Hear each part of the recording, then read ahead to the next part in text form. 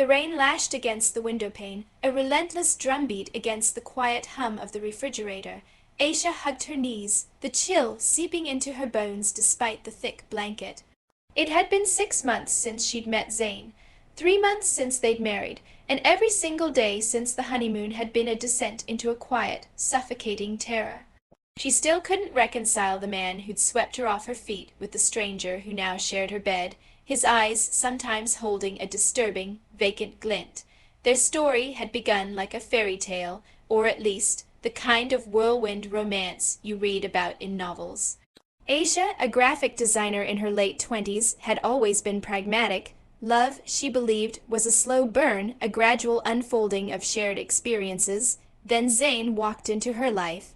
He was a consultant, he'd said, always on the move, but with an intensity that anchored him to the present moment. They met at a coffee shop, a chance encounter where he'd spilled his latte on her new sketch bed. His immediate, charming apology, his genuine concern, and the way his dark eyes seemed to see right into her soul had disarmed her instantly. He was handsome, in a rugged, slightly unconventional way, with a smile that crinkled the corners of his eyes and a laugh that was deep and resonant. He was intelligent, witty, and seemed to anticipate her thoughts. Within days they were inseparable. He'd send her flowers every morning, write her long, heartfelt texts during his work trips, and plan spontaneous, romantic dates. He spoke of destiny, of a connection so profound it transcended time. Aisha, who had always felt a little adrift, a little lonely in the bustling city, found herself utterly captivated. He made her feel seen, cherished, and for the first time truly desired. The proposal came after only 2 months. It was on a moonlit beach, waves whispering secrets to the shore. He knelt, a simple silver band glinting in his hand, and spoke of forever with such conviction that tears welled in her eyes. "My work takes me all over the world, Aisha," he'd said, his voice earnest. "I can't bear to be apart from you. Let's make this official now. Let's start our forever today." Her friends had been shocked, her parents cautiously concerned. "A flash marriage, Aisha? Are you sure you know him well enough?" they'd asked, but Aisha, high on the intoxicating rush of new love, had brushed aside their worries. "When you know, you know," she'd declared, echoing Zane's own words. She truly believed it. He was everything she'd ever wanted, a strong, protective presence who promised a life of adventure and unwavering love. The wedding was small, intimate, exactly as Zane had wanted it. A quick ceremony at the courthouse, followed by a quiet dinner. He'd insisted on keeping it low-key, citing his demanding work schedule and their desire to cherish these moments just for us. Aisha, still floating on a cloud, agreed. The first month of marriage was a continuation of the honeymoon. They moved into a beautiful, modern house on the outskirts of the city, chosen by Zane. It was spacious, with large windows overlooking a dense, quiet forest. He was still the perfect husband, attentive, passionate, always ready with a comforting word or a thoughtful gesture. Then the cracks began to show. It started subtly, almost imperceptibly. One evening Aisha was chatting with her best friend Maya on the phone, laughing about a silly work anecdote. Zane walked into the living room, his face unreadable. He waited until she hung up, then asked, "Who was that?" His voice was calm, but there was an edge to it she hadn't heard before. "Just Maya," she said, surprised. "We were talking about work." He nodded slowly, his gaze lingering on her. "Right, just. I prefer it when you're fully present when I'm home, love. My time with you is precious." It wasn't a demand, not exactly, but it felt like one. Aisha felt a prickle of discomfort. A few days later, she was planning a weekend trip with Maya. They'd talked about it for weeks, a much-needed escape. When she mentioned it to Zane, his jaw tightened almost imperceptibly. "Oh," he said, his smile a little strained, "I was hoping we could spend that weekend together, just us. I've been so busy with work, I feel like we haven't had enough quality time." He made her feel guilty, selfish. She cancelled with Maya, offering a vague excuse. Maya had sounded disappointed. "Everything all right, Aish, you've been a bit distant lately." Aisha had mumbled something about being busy with married life. The incidents accumulated. He'd questioned her about her day in minute detail, not in a loving, interested way, but with an almost interrogative tone. If she mentioned meeting a male colleague, his eyes would narrow for a fleeting second, quickly replaced by his usual charming smile. "Just making sure everyone respects my beautiful wife," he'd say, but the underlying possessiveness was chilling. He started checking her phone, casually at first. Oh, a new message. Who's that? Then more directly, can I see who you're texting? He dismissed her discomfort with a laugh. It's just because I love you so much, my darling. I want to know everything about you. Aisha found herself censoring her conversations, her thoughts. She stopped sharing details about her day, stopped making plans without consulting him. The house, once a sanctuary, began to feel like a gilded cage. The vast windows that once offered views of the forest now felt like eyes watching her. One afternoon, she was looking for a book on his study shelf and accidentally knocked over a small, ornate box. It clattered open, spilling its contents onto the floor. Among old coins and foreign stamps, a small, faded photograph lay face down. She picked it up.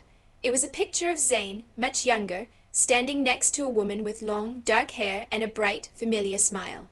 The woman was beautiful, but it was the familiarity that struck Aisha. She looked eerily like her, not identical, but a striking resemblance, especially around the eyes and the curve of the jaw. A cold dread seeped into her. Zane had never mentioned a previous relationship, let alone a serious one. He'd always said she was his first true love. She quickly put the photo back, her heart pounding. When Zane came home, she tried to casually bring it up. I was tidying your study, and I saw an old photo. Was that an ex-girlfriend? He froze, his back to her as he hung up his coat. The air in the room seemed to thicken. He turned slowly, his face devoid of emotion. What photo, Aisha? His voice was flat. The one in the small wooden box with the coins. She clarified, her voice trembling slightly. He walked over to the shelf, picked up the box, and calmly emptied its contents onto his palm. There were coins, stamps, a few old keys. No photo. Aisha stared, bewildered. But it was just there. A woman. She looked a bit like me. He looked at her, his eyes unblinking. Aisha, there's no photo in here. Perhaps you're tired. You've been working hard. He smiled, a gentle, reassuring smile that didn't reach his eyes. Sometimes our minds play tricks on us when we're stressed. He was gaslighting her. She knew it. But the sheer conviction in his voice, the absence of the photo, made her doubt herself. Had she imagined it? Was she going crazy? The incidents grew more disturbing. She'd wake up in the middle of the night to find him standing by the window, staring out into the darkness, his silly, wet, unnervingly still. When she'd ask what he was doing, he'd turn, a soft smile on his face. Just admiring the moon, darling. Go back to sleep. But his eyes would hold that distant, vacant look. One evening, she was cooking dinner, humming a tune. She felt a presence behind her and turned to see Zane standing silently, just inches away, watching her. He hadn't made a sound. She jumped, a small scream escaping her lips. You scared me, she said, clutching her chest. He chuckled softly. Oh, my sweet Aisha, you're so jumpy. I was just admiring you. You look so beautiful when you're focused. He wrapped his arms around her, but she felt a shiver of revulsion. It wasn't romantic. It felt predatory. She decided she had to find out more. Her phone was locked, but she knew Zane had access to her laptop. She bought a burner phone, hiding it in a hollow, doubt book. Late at night, when Zane was supposedly asleep, she began her covert research. She started with his work. He traveled frequently, but she never knew where. His company name was vague, and a quick online search yielded no results. Alarms blared in her mind. She tried searching for his full name, Zane Khalid, but it was a common name. Then she remembered the photo, the woman. She tried to recall her features, the style of her hair. She typed in Zane Khalid plus missing persons, or Zane Khalid plus previous relationships. Days turned into nights of frantic searching. She found nothing concrete, only a gnawing sense of unease. Then she remembered a small detail from one of his charming anecdotes during their courtship. He'd mentioned growing up near a specific, obscure small town, Willow Creek. She typed Zane Khalid Willow Creek. The first result was a local news archive from 5 years ago. The headline screamed, "Local woman vanishes after engagement." Aisha clicked on it, her heart thudding against her ribs. The article detailed the disappearance of a woman named Lena Petrova, a local artist, who had vanished just weeks before her wedding. The fiancé, a man named Zane. Aisha's breath hitched. She scrolled down, her eyes scanning the grainy photo accompanying the article. It was the woman from the picture in the box, and she looked exactly like her. The same dark hair, the same wide, expressive eyes, the same delicate jawline. It was like looking at a ghost of herself. The article mentioned that Zane had been questioned but released due to lack of evidence. He had claimed Lena had simply left him, run off with someone else. The police had found no trace of her. Aisha felt a cold, metallic taste in her mouth. Lena, he had married Lena, and Lena had disappeared. Was she a replacement? Was this why he had rushed their marriage? Was this why he had chosen her? Because she resembled Lena, she continued searching, frantically. She found another article, older, from a different town. Tragic accident claims life of young woman. The name was different, Clara Jensen. But the description of the man she was engaged to, the circumstances of her death, a fall from a cliff during a hike, ruled an accident, and the accompanying photo of Clara, she, too, bore a striking resemblance to Aisha and Lena. And the fiancé's name, Zane, a pattern, a terrifying, horrifying pattern.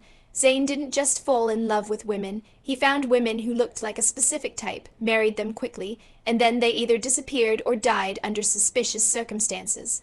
And he was always the last one with them. The horror wasn't just in the discovery, it was in the realization that she was next. She was living with a predator, a chameleon who had charmed his way into her life, into her home, into her very bed. The romantic gestures, the intense gaze, the declarations of love, they were all a meticulously crafted performance. She heard the front door open, and Zane's familiar voice called out, "Aisha, my love, I'm home." She froze, the laptop screen still displaying Lena's missing person report. Her mind raced. She couldn't let him know she knew, not yet. She needed a plan. She quickly closed the laptop, shoved it and the burner phone under the mattress, and rushed to the living room, forcing a smile. "Welcome home, darling." He kissed her, his lips brushing her forehead. "You seem a little flushed. Are you all right?" "Just a little warm from cooking." She lied, her voice surprisingly steady. That night she couldn't sleep. Every creak of the house, every rustle of leaves outside, sent shivers down her spine. She felt his presence beside her, his breathing even and deep. She imagined his eyes, open, staring at the ceiling, that vacant look. She felt like prey. She had to escape. But how? He controlled everything. Her finances were linked to his. Her car keys were always misplaced by him. She was isolated. The next morning she pretended to be ill. "A terrible migraine," she groaned, clutching her head. Zane, ever the caring husband, fussed over her, brought her tea, and told her to rest. It was her chance. While he was at his office, a locked room in the house he never let her enter, she needed to act. She found his spare car keys hidden in a drawer in his study. He'd forgotten to lock it. Her hands trembled as she snatched them. She also found his wallet, tucked away in a safe. Inside, she saw multiple IDs, each with his face, but different names. Zane Khalid, Adam Thorne, Michael Vance. Her blood ran cold. He was a ghost, a phantom. She grabbed her small emergency cash stash, her passport, and the burner phone.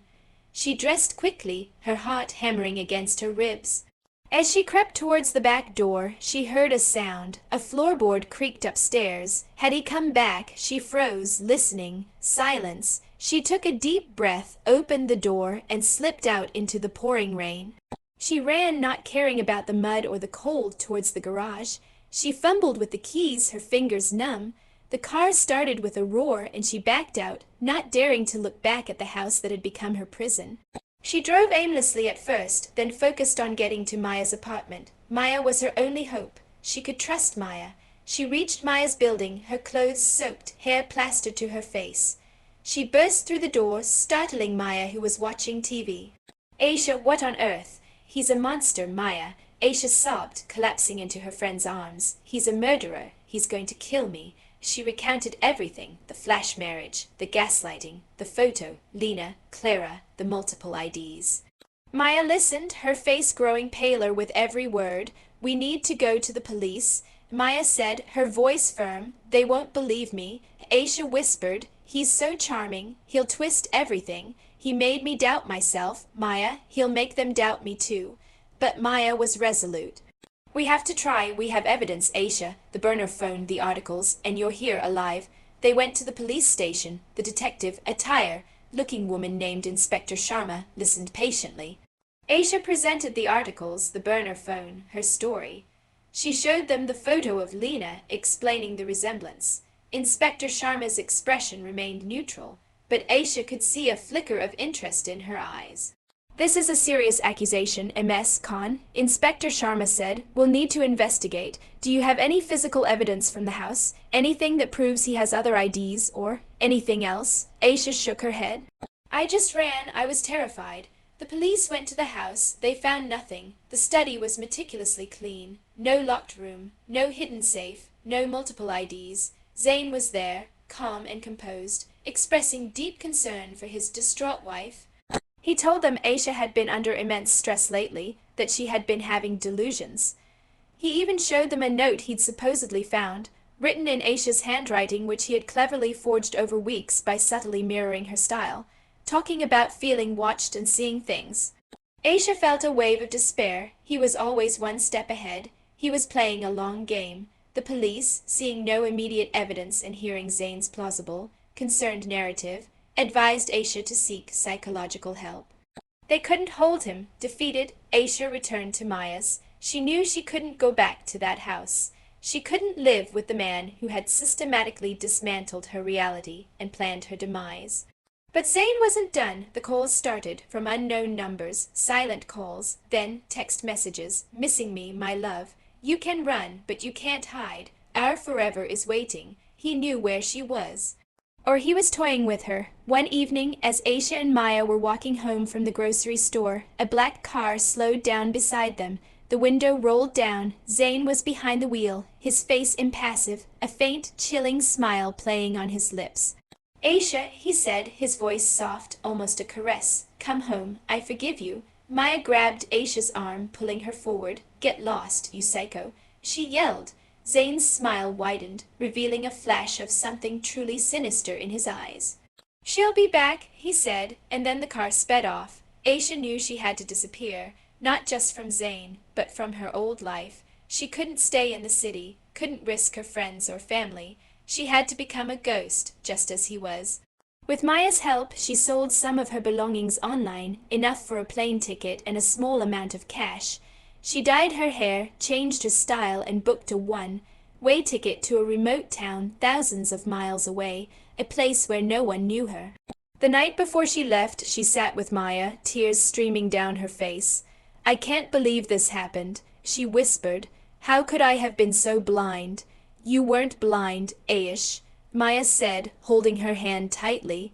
"He's a master manipulator. He preyed on your kindness, your desire for love. It's not your fault." Aisha boarded the plane, a new name in her passport, a new life laid out before her. The journey was long, filled with a suffocating mix of fear and a fragile hope. She didn't know if she would ever truly feel safe again. Every shadow, every unexpected sound made her jump. The face of Zane, his charming smile, his vacant eyes, haunted her dreams. She settled in the small, quiet town, found a modest job, and tried to rebuild. She kept her past a secret, her guard perpetually up. She learned to live with the constant vigilance, the lingering paranoia. The romantic ideal of love had been shattered, replaced by a deep-seated distrust. Years passed. Aisha built a new life, a quiet, solitary one. She never married again. The scars of her flash marriage ran deep, etched into her psyche. She'd occasionally check old news archives, searching for any mention of Zane, of other disappearances.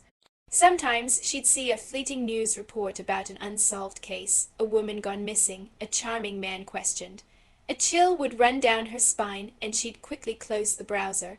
The question, why my flash marriage husband act like that, no longer held the naive confusion it once did. She knew why. He acted like that because that was who he was, a predator, a chameleon, a ghost, and she was one of the lucky ones who had escaped his carefully constructed web. She had survived, but the price was a piece of her soul, forever marked by the horror of loving a monster. The rain still lashed against her window sometimes, and she'd pull her blanket tighter, listening to the drumming, forever vigilant, forever remembering.